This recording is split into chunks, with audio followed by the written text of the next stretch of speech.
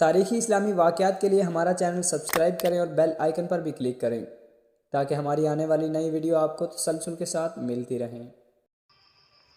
اصل واقعات کی طرف آنے سے پہلے یہ ضروری معلوم ہوتا ہے کہ ان واقعات سے پہلے کے دور کو دیکھا جائے۔ سلطان صلاح الدین ایوبی کے نام کی عظمت، اسلام کی عظمت اور اس کے کارناموں سے مسلم اور نان مسلم کون واقف نہیں؟ ملت اسلامیہ تو سلطان صلاح الدین ایوبی کو بھول ہی نہیں سکتی۔ مسیحی دنیا بھی سلطان صلاح الدین ایوبی کو رہتی دنیا تک یاد رکھے گی، کیونکہ سلطان صلاح الدین ایوبی صلیبی جنگوں اور صلیبیوں کے دور حکومت میں ایک مسلمان شیر تھا جس نے مسیحی دنیا کو ہزاروں زخم دیے۔ سو لہٰذا یہ ضروری معلوم نہیں ہوتا کہ سلطان صلاح الدین ایوبی کے شجرہ نسب کو تفصیل سے بیان کیا جائے۔ اسلام اور انسان پر ہم آپ کو ایسے واقعات سنانے جا رہے ہیں جن کی وسعت کے لیے تاریخ کا دامن بہت چھوٹا پڑ جائے۔ یہ تفصیلات واقعہ نگاروں اور قلم کاروں کی ریکارڈ کی ہوئی ہیں، کچھ سینہ بسینہ اگلی نسلوں تک پہنچیں۔ تاریخ نے سلطان صلاح الدین ایوبی کے کارناموں کو محفوظ کیا ہے، کیونکہ تاریخ بہت کم پڑ جاتی ہے جب سلطان صلاح الدین ایوبی کی زندگی کا ذکر کیا جاتا ہے۔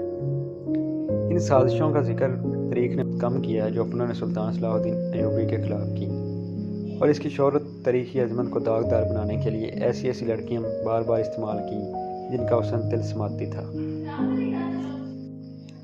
تاریخ اسلام کا یہ حقیقی ڈرامہ 23 مارچ 1169 عیسوی کے روز سے شروع ہوتا ہے جب سلطان صلاح الدین ایوبی کو مصر کا وائسرائے اور فوج کا کمانڈر ان چیف بنایا گیا۔ اسے اتنا بڑا رتبہ ایک تو اس لیے دیا گیا کہ وہ حکمرانوں کے گھروں کا نونہال تھا، اور دوسرا اس لیے کہ اوائل عمری میں ہی وہ فن حرب و ضرب کا ماہر ہو گیا تھا۔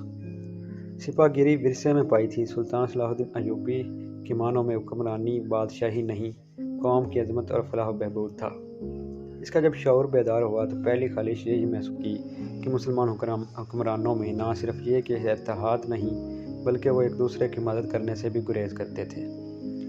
وہ عیاش ہو گئے تھے۔ شراب اور عورت نے جہاں انہیں ان کی زندگی رنگین بنا رکھی تھی، وہاں عالم اسلام اور اس عظیم مذہب کا مستقبل تاریک کر دیا گیا تھا۔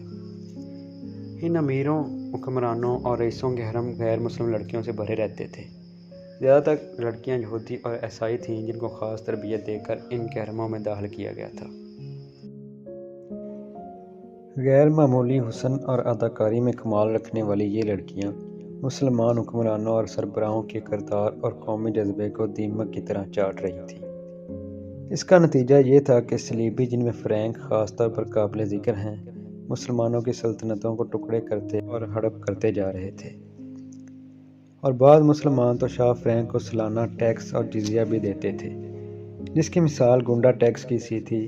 صلیبی اپنی جنگی قوت کے رعب اور چھوٹے چھوٹے حملوں سے مسلمان حکمرانوں کو ڈراتے رہتے، کچھ علاقوں پر قبضہ کرتے اور ٹیکس اور تاوان وصول کرتے۔ ان کا مقصد یہ تھا کہ آہستہ آہستہ دنیا اسلام کو ہڑپ لیا جائے۔ مسلمان رعایا کا خون چوس چوس کر ٹیکس دیتے۔ ان کا مقصد یہ تھا کہ بس ان کی عیش و عشرت میں خلل نہیں آنا چاہیے۔ فرقہ پرستی کے بیج بو دیے گئے تھے۔ ان میں سب سے زیادہ خطرناک فرقہ حسن بن صبا کا تھا، جو صلاح الدین کی جوانی سے ایک صدی پہلے وجود میں آیا۔ یہ مفاد پرستوں کا ٹولہ تھا جو خطرناک اور پر اسرار تھے۔ یہ لوگ اپنے آپ کو فدائی کہلاتے تھے۔ یاد رہے کہ پاکستانی طالبان بھی خود کو فدائی کہلاتے ہیں، جو بعد میں حشیشین کے نام سے مشہور ہوئے، کیونکہ وہ حشیش نامی ایک نشہ آور شے سے دوسروں کو اپنے جال میں پھنساتے۔ سلطان صلاح الدین ایوبی نے مدرسہ نظام الملک میں تعلیم حاصل کی۔ یاد رہے کہ نظام الملک دنیا اسلام کے ایک وزیر تھے۔ یہ مدرسہ انہوں نے تعمیر کیا جس میں اسلامی تعلیم دی جاتی تھی اور بچوں کو اسلامی تاریخ اور نظریات سے بہرہ کیا جاتا۔ ایک مورخ ابن الطاہر کے مطابق نظام الملک حسن بن صبا کے فدائیوں کا پہلا شکار ہوئے، کیونکہ وہ رومیوں کی توسیع پسندی کی راہ میں چٹان بنے ہوئے تھے۔ رومیوں نے 1091 عیسوی میں انہیں فدائیوں کے ہاتھوں قتل کروا دیا۔ ان کا مدرسہ قائم رہا اور سلطان صلاح الدین ایوبی نے وہیں تعلیم حاصل کی۔ اسی عمر میں سپہ گیری کی تربیت اپنے خاندان کے بڑوں سے لی۔ نور الدین زنگی نے اس کو جنگی چالیں سکھائیں، ملک کے انتظامات کے سبق سکھائے اور ڈپلومیسی میں مہارت دی۔ اس تعلیم و تربیت نے اس کے اندر وہ جذبہ پیدا کیا جس نے آگے چل کر صلیبیوں کے لیے سلطان کو بجلی بنا دیا۔ جوانی میں ہی اس نے وہ مہارت، ذہانت اور اہلیت حاصل کی تھی جو ایک سالار اعظم کے لیے اہم ہوتے ہیں۔ سلطان صلاح الدین نے فن حرب و ضرب میں جاسوس، گوریلا اور کمانڈو آپریشن کو خصوصی اہمیت دی۔ اس نے دیکھ لیا تھا کہ صلیبی جاسوسی کے میدان میں آگے نکل گئے تھے اور وہ مسلمانوں کے نظریات پر نہایت کارگر حملے کر رہے تھے۔ سلطان صلاح الدین نظریات کے محاذ پر لڑنا چاہتا تھا، اس میں تلوار استعمال نہیں ہوتی تھی۔ ان واقعات میں آپ چل کر دیکھیں گے کہ سلطان صلاح الدین کی تلوار کا وار تو گہرا ہوتا ہی تھا، لیکن اس کی محبت اور کا وار تلوار سے بھی زیادہ گہرا ہوتا تھا۔ اس کے لیے تحمل اور بردباری کی ضرورت ہوتی تھی جو سلطان صلاح الدین نے جوانی میں ہی خود کے اندر پیدا کر لی تھی۔ سلطان صلاح الدین کو جب مصر کا وائسرائے بنا کر بھیجا گیا تو وہاں پر سینئر عہدیداروں نے آسمان سر پر اٹھا لیا، کیونکہ وہ سب اس عہدے کی آس لگائے بیٹھے تھے۔ ان کی نظر میں سلطان صلاح الدین طفل مکتب تھا، لیکن جب سلطان صلاح الدین نے ان کا سامنا کیا اور باتیں سنی تو ان کا احتجاج سرد پڑ گیا۔ یورپی مورخ لین پال کے مطابق سلطان صلاح الدین ڈسپلن کا بہت ہی سخت ثابت ہوا۔ اس تفریح، عیاشی اور آرام کو اپنی فوج کے لیے حرام قرار دے دیا۔ اس نے اپنی تمام جسمانی اور ذہنی قوت صرف اس میں خرچ کی کہ ملت اسلامیہ کو پھر سے ایک کر سکیں اور صلیبیوں کو یہاں کی سرزمین سے نکال سکیں۔ سلطان صلاح الدین فلسطین پر ہر قیمت پر قبضہ کرنا چاہتا تھا اور یہی مقصد سلطان صلاح الدین نے اپنی فوج کو دیے۔ مصر کا وائسرائے بن کر سلطان نے کہا، اللہ نے مجھے مصر کی سرزمین دی ہے اور اللہ ہی مجھے فلسطین بھی عطا دے گا۔ مگر مصر پہنچ کر سلطان پر انکشاف ہوا کہ اس کا مقابلہ صرف صلیبیوں سے ہی نہیں بلکہ اس کے اپنے مسلمان بھائیوں سے بھی ہے۔ مسلمان بھائیوں نے اس کی راہ میں بڑے بڑے حسین جال بنا رکھے تھے جو صلیبیوں کے عزائم اور جنگی قوتوں سے زیادہ خطرناک تھے۔ مصر میں جن زعماء نے سلطان کا استقبال کیا، ان میں ایک ناجی نامی سالار بہت اہمیت کا حامل تھا۔ سلطان نے سب کو سر سے پاؤں تک دیکھا۔ سلطان کے ہونٹوں پر ایک مسکراہٹ اور زبان پر پیار کی چاشنی تھی۔ بعض پرانے افسروں نے سلطان کو ایسی نظروں سے دیکھا جن میں طنز اور تمسخر تھا۔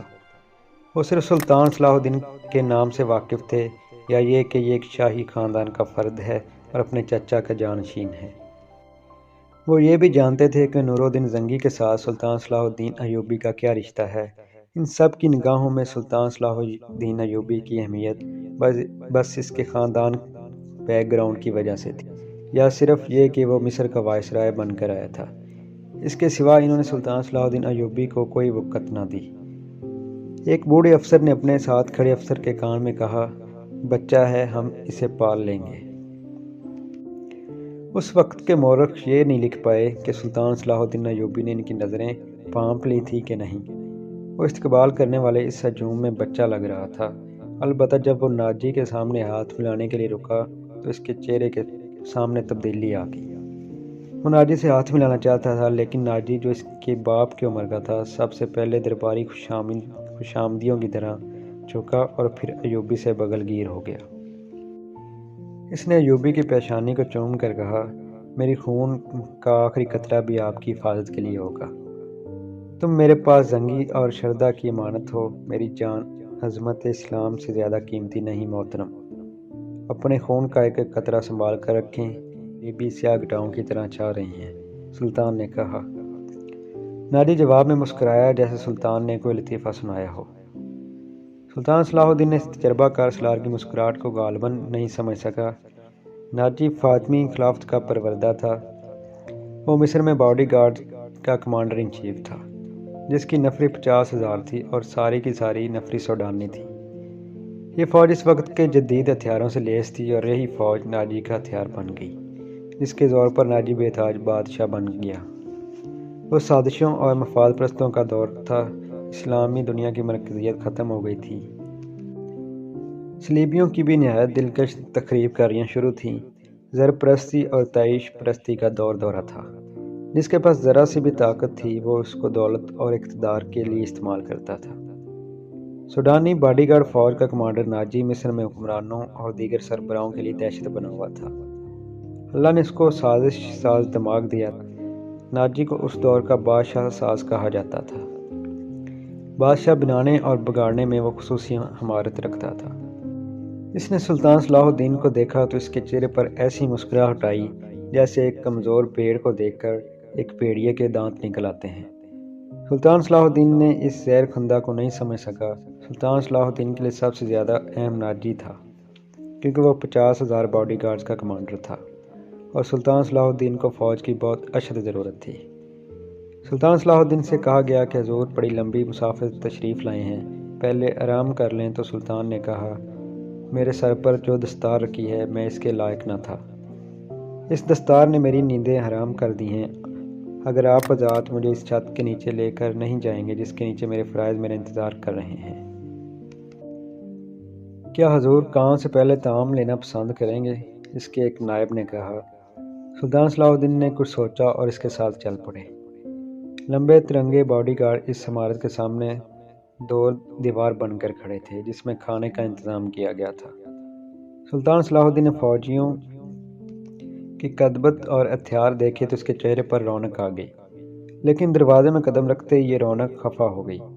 وہاں 4 نوجوان لڑکیاں جن کے جسم میں شکن، لچک اور شانوں پر بکھرے ہوئے ریشمی بالوں میں قدرت کا حسن سمویا ہوا تھا، ہاتھوں میں پھولوں کی پتیوں سے بھری ہوئی ٹوکریاں لیے ہوئے کھڑی تھی۔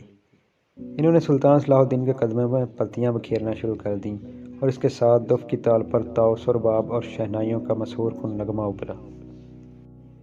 سلطان صلاح الدین نے راستے میں پھولوں کی پتیاں دیکھ کر قدم پیچھے کر لیے۔ ناجی اور اس کا نائب سلطان صلاح الدین کے دائیں بائیں تھے۔ وہ دونوں جھک گئے اور سلطان صلاح الدین کو آگے کی دعوت دی۔ یہ وہ انداز تھا جو مغلوں نے ہندوستان میں رائج کیا۔ سلطان صلاح الدین پھولوں کی پتیاں مسلنے نہیں آیا، ایوبی نے ایسی مسکراہٹ سے کہا جو لوگوں نے بہت ہی کم کسی کے ہونٹوں پر دیکھی۔ ہم حضور کے قدموں میں آسمان سے تارے بھی نوچ کر بچھا سکتے ہیں، ناجی نے کہا۔ اگر میری راہ میں کچھ بچھانا ہی چاہتے ہو تو وہ ایک ہی چیز ہے جو مجھے بہت پاتی ہے، سلطان صلاح الدین نے کہا۔ آپ حکم دیں وہ کون سی چیز ہے جو سلطان کے دل کو باتی ہے، ناجی کے نائب نے کہا۔ صلیبیوں کی لاشیں، سلطان صلاح الدین نے مسکرا کر جواب دیا، مگر جلد ہی یہ مسکراہٹ ختم ہو گئی۔ اس کی آنکھوں سے شعلے نکلنے لگے۔ اس نے دھیمی آواز میں جس میں غضب اور عتاب چھپا ہوا تھا کہا، مسلمانوں کی زندگی پھولوں کی سیج نہیں۔ جانتے نہیں ہو صلیبی سلطنت اسلامیہ کو چوہوں کی طرح کھا رہی ہیں، اور جانتے ہو کہ وہ کیوں کامیاب ہو رہے ہیں؟ صرف اس لیے کہ ہم نے پھولوں کی پتیوں پر چلنا شروع کر دیا ہے۔ ہم نے اپنی بچیوں کو ننگا کر کے ان کی عظمتیں روند ڈالیں۔ میری نظریں فلسطین پر لگی ہوئی ہیں اور تم میری راہ میں پھول ڈال کر مصر سے بھی اسلامی جھنڈا اتروا دینا چاہتے ہو کیا؟ سلطان صلاح الدین نے سب کو ایک نظر سے دیکھا اور دبدبے سے کہا، اٹھا لو یہ پھول میرے راستے سے، میں نے ان پر قدم رکھا تو میری روح چھلنی ہو جائے گی۔ ہٹا دو ان لڑکیوں کو میری آنکھوں سے، ایسا نہ ہو کہ کہیں میری تلوار ان کی زلفوں میں الجھ کر بیکار ہو جائے۔ حضور کی جاہ حشمت، حضور نہ کہو، سلطان الدین نے بولنے والے کو یوں ٹوک دیا جیسے تلوار سے کسی کی گردن کاٹ دی ہو۔ سلطان صلاح الدین نے کہا، حضور وہ ہے جن کے نام کا کلمہ تم پڑھتے ہو، جن کا میں غلام بے دام ہوں، میری جان فدا ہو اس حضور پر جن کے مقدس پیغام کو میں سینے پہ کندھا کر رکھا ہے۔ یہی پیغام لے کر مصر آیا ہوں۔ صلیبی مجھ سے یہ پیغام چھین کر بحر روم میں ڈبو دینا چاہتے ہیں، شراب میں ڈبو دینا چاہتے ہیں، میں بادشاہ بن کر نہیں آیا۔ لڑکیاں کسی کے اشارے پر پھولوں کی پتیاں اٹھا کر وہاں سے ہٹ گئیں۔ سلطان تیزی سے دروازے کے اندر چلا گیا۔ یہ ایک وسیع کمرہ تھا جس میں ایک لمبی میز رکھی تھی، جس پر رنگ برنگے پھول رکھے ہوئے تھے۔ ان کے بیچ بروسٹ کیے ہوئے بکروں کے بڑے بڑے ٹکڑے، سالم مرغ اور جانے کیا کیا رکھا گیا تھا۔ سلطان صلاح الدین رک گیا اور اپنے نائب سے کہا کہ مصر کا ہر ایک باشندہ ایسا ہی کھانا کھاتا ہے؟ نہیں حضور، غریب تو ایسے کھانے کا خواب بھی نہیں دیکھ سکتے، نائب نے کہا۔ تم کس قوم کے فرد ہو؟ سلطان صلاح الدین نے کہا، ان لوگوں کی قوم الگ ہے جو ایسے کھانوں کا خواب بھی نہیں دیکھ سکتے۔ کسی طرف سے کوئی جواب نہیں آیا۔ اس جگہ جتنے ملازم ہیں اور جتنے سپاہی ڈیوٹی پر ہیں ان سب کو بلاؤ اور یہ کھانا ان کو دے دو۔ سلطان صلاح الدین نے لپک کر ایک روٹی اٹھائی، اس پر 2-3 بوٹیاں رکھیں اور کھڑے کھڑے کھانے لگا۔ نہایت تیزی سے روٹی کھا کر پانی پیا اور باڈی گارڈز کے کمانڈر ناجی کو ساتھ لے کر اس کمرے میں چلا گیا جو وائس رائے کا دفتر تھا۔ 2 घंटे بعد नाजी दफ्तर से निकला, दौड़कर अपने घोड़े पर सवार हुआ, एड़ लगाई और नज़रों से ओझल हो गया। रात नाजी के 2 कमांडर जो उसके हमराज थे बैठे इसके साथ शराब पी रहे थे। नाजी ने कहा, जवानी का जोश है, थोड़े दिनों में ठंडा करा दूंगा। कमबख्त जो भी बात करता है कहता है रब काबा की कसम, सलेबियों को मिलते इस्लामिया से बाहर निकाल कर ही दम लूँगा। सुल्तान सलाहुद्दीन अयूबी, एक कमांडर ने तंज़िया कहा, इतना भी नहीं जानता कि मिलते इस्लामिया का दम निकल चुका है, अब सूडानी हुकूमत करेंगे। क्या आपने उसे बताया नहीं कि ये 50,000 का लश्कर सूडानी है और ये लश्कर जिसे वो अपनी फ़ौज समझता है सलीबियों के खिलाफ नहीं लड़ेगा? दूसरे कमांडर ने नाजी से पूछा, तुम्हारा दिमाग ठिकाने है अवरोश? मैं उससे यकीन दिलाया हूँ कि ये 50,000 सूडानी शेर सलीबियों के परखचे उड़ा देंगे। लेकिन नाजी चुप होकर सोच में पड़ गया। लेकिन क्या? उसने मुझे हुक्म दिया है कि मिस्र के बाशिंदों की एक फ़ौज तैयार करो। इसने कहा है कि एक ही मुल्क फ़ौज ठीक नहीं होती। इसने बोला है कि मिस्र की फ़ौज बनाकर इनमें शामिल कर दो। नाजी ने कहा, तो आपने क्या जवाब दिया? मैंने कहा, हुक्म की तामील होगी, लेकिन मैं उसके हुक्म की तामील नहीं करूँगा। नाजी ने जवाब दिया। मिजाज कैसा है? फरोश ने कहा। ज़िद का पक्का मालूम होता है। नाजी ने जवाब दिया, आपके दानिश और तजर्बे के आगे तो वो कुछ भी नहीं लगता। नया अमीर मिस्र बनकर आया है, कुछ रोज़ ये नशा तारी रहेगा। दूसरे कमांडर ने जवाब दिया, मैं ये नशा उतरने नहीं दूंगा, इसी नशे में ही बदमस्त करके मारूंगा। नाजी ने जवाब दिया। बहुत देर तक वो सुल्तान के खिलाफ बातें करते रहे और इस मसले पर गौर करते रहे कि अगर सुल्तान ने नाजी की बेताज बादशाही के लिए ख़तरा पैदा कर दिया तो वो क्या करेंगे। इधर सुल्तान अपने नाइबीन को सामने बिठाकर ये बात ज़हन नशीन करवा रहा था कि वो यहाँ हुकूमत करने नहीं आया और ना ही किसी को हुकूमत करने देगा। इसने इन्हें कहा कि इसको जंगी ताकत की ज़रूरत है और इसने ये भी कहा कि इसको यहाँ का फ़ौजी ढांचा बिल्कुल भी पसंद नहीं आया। 50,000 बॉडीगार्ड सूडानी हैं। हमें मुल्क के हर बाशिंदे को ये हक़ देना चाहिए कि वो हमारी फ़ौज में से आए, अपने जोर दिखाए और माल गनीमत में से अपना हिस्सा वसूल करे। यहाँ के अवाम का मेयार ज़िंदगी इसी तरह बुलंद हो सकता है। मैंने नाजी को कह दिया है कि वो आम भर्ती शुरू कर दे। क्या आपको यकीन है कि वो आपके हुक्म की तामील करेगा? एक नाज़म ने इससे पूछा।